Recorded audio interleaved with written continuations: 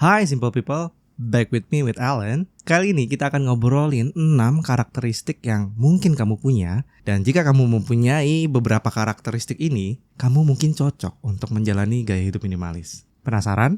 Yuk kita bahas di episode kali ini. Karakteristik minimalis pertama adalah lelah mengikuti tren atau tingkat konsumerisme yang tinggi. Contohnya kamu tuh capek ngikutin tren fashion, update gadget terbaru setiap tahunnya. Karena kita tahu ya bahwa di market setiap tahunnya brand-brand ternama mencoba untuk come up dengan produk-produk baru yang inovatif dan juga gimmick-gimmick yang menggiurkan. Sehingga kita akan dibuat untuk merasakan FOMO atau fear of missing out kalau kita nggak membeli atau menggunakan produk terbaru dari brand-brand besar. Tapi enggak dengan karakter yang lelah dengan konsumerisme ini. Mereka nyaman dengan apa yang mereka sedang pakai saat ini. At least kalau barangnya masih bisa dipakai sehari-hari, mereka akan tetap menggunakannya tanpa perlu memikirkan untuk mengupgrade atau membeli versi terbaru. Dan juga yang punya karakteristik ini membeli sesuatu dengan intensional atau lebih terplanning daripada secara emosional atau impulsif. Karakteristik yang kedua yaitu merasa cukup dengan apa yang dipunya saat ini. Orang dengan karakteristik ini melakukan evaluasi barang-barang mereka secara berkala.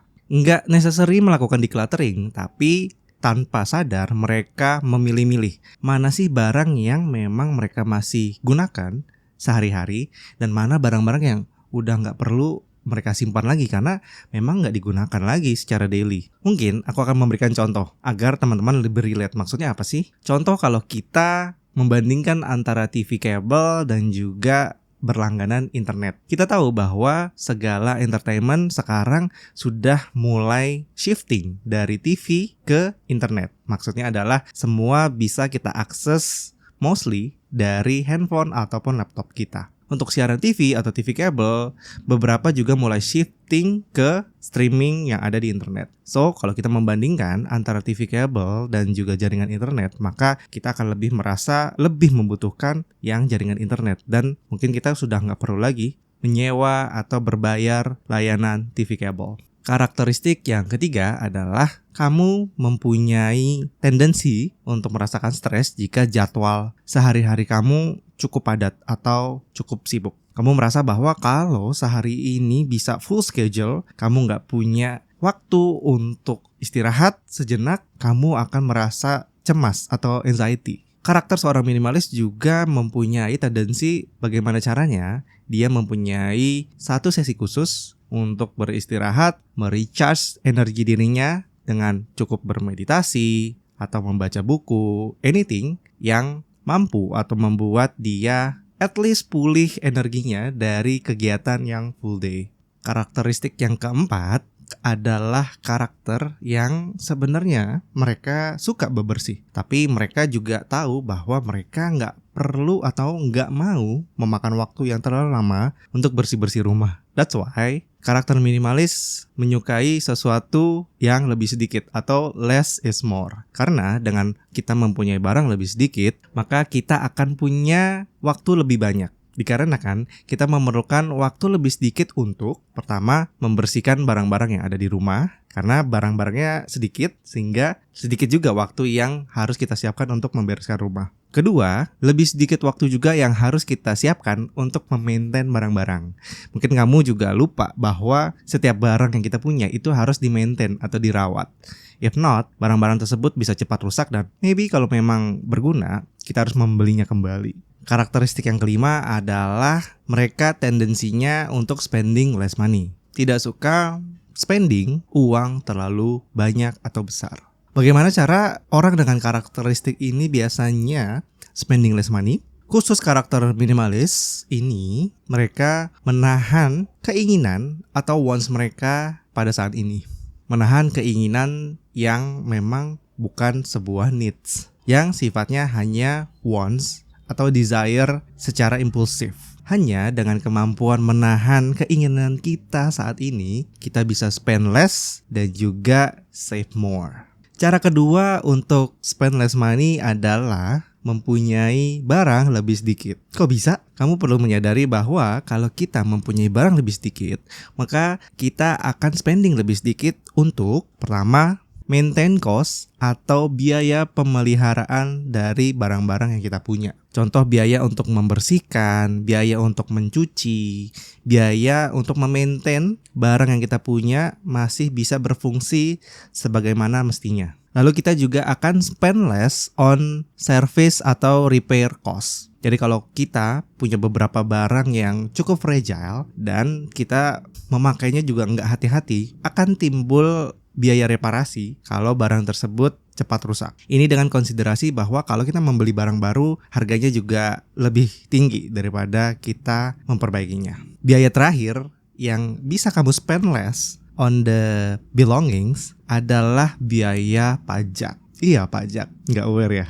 Jadi kalau kita mempunyai barang-barang yang dikenai pajak, apalagi seperti kendaraan, itu mempunyai biaya pajak yang harus kita keluarkan setiap tahunnya. Dan biayanya nggak murah loh. Itu akan bervariasi berdasarkan berapa sih harga asli dari barang tersebut, dan biasanya around 10% yang harus kita keluarkan setiap tahunnya kepada negara. So dengan mempunyai lebih sedikit, kita akan meminimalisir pengeluaran di 3 hal tadi. Karakter ke-6 atau karakter terakhir pada episode kali ini adalah karakter yang mampu membedakan antara needs and wants atau kebutuhan dengan keinginan. Masih banyak yang sulit membedakan nih antara needs and wants. Nah, karakteristik ini menyadari bahwa kalau needs mempunyai kata kunci berupa kebutuhan pokok seperti sandang, pangan, papan, di mana needs ini harus terpenuhi agar kita bisa tetap hidup layak atau at least survive. Dan juga kalau needs ini tidak terpenuhi, ini akan berdampak kepada kehidupan kita. Contoh, misalnya kita tidak punya tempat tinggal, maka ini akan berdampak ke kehidupan kita. Atau at least jika kita kelaparan namun kita tidak bisa makan, dan ini juga akan membahayakan kesehatan kita. That's why karakteristik ini mengerti bahwa needs lebih diprioritaskan daripada wants. Lalu apa yang dimaksud dengan wants? Wants biasanya lekat dengan hasrat atau keinginan dari kita. Hasrat atau keinginan ini biasanya kalau kita nggak penuhi, bisa dibilang nggak terlalu berdampak kepada kehidupan atau survival kita. Namun biasanya ini akan berdampak ke emosional kita. Kita merasa sedih kalau kita nggak bisa mendapatkan sesuatu yang kita inginkan atau yang kita impikan. Tapi tidak akan berdampak ke kondisi kehidupan kita. Karena meskipun wants tidak dapat kita penuhi, jika needs-nya tetap dipenuhi dan kita masih dapat hidup dengan layak. Mungkin contoh kasusnya adalah kalau kita sebenarnya lapar, maka needs kita adalah makan. Makan misalnya dengan nasi, dengan lauk. Tapi kalau case-nya wants, dan bisa beragam. Kita maunya makan di restoran, kita harus makannya di suatu tempat yang estetik, yang menarik, dan harus di-serve dengan layanan bintang 5. Wants lebih bersifat beragam, dimana kalau need sebenarnya cukup simple, yaitu kita hanya perlu makan. Mau dimanapun, asalkan kita mempunyai makanan dan kita makan, maka needs sudah terpenuhi. Tapi wants akan bersifat lebih unlimited, banyak dan beragam. Dan sometimes it's never ending. Jika kita hanya terus menuruti wants, maka bisa jadi kita lupa apa sih needs kita sebenarnya. Itulah ke-6 karakteristik yang mungkin kamu punya. Dan jika kamu mempunyai beberapa karakteristik ini, kamu mungkin cocok untuk menjalani gaya hidup minimalis. Karena mostly seorang minimalis mempunyai karakteristik seperti yang sudah dijelaskan. Jika kamu menyukai topik minimalis dan juga self development, silakan follow channel ini dan juga follow di Instagram yang ada di kolom deskripsi di bawah. Lalu apa aja karakteristik yang relate sama kamu dari ke-6 karakteristik yang sudah kita diskusikan pada video kali ini? Boleh tulis di kolom komentar di bawah ya. Video kali ini disponsori oleh Scarlett Whitening. Scarlett Whitening mengirimkan 2 produk terbaru mereka, yaitu 2 serum yang kece-kece nih. Serum yang pertama yaitu Serum Skin Smoothing Retinol.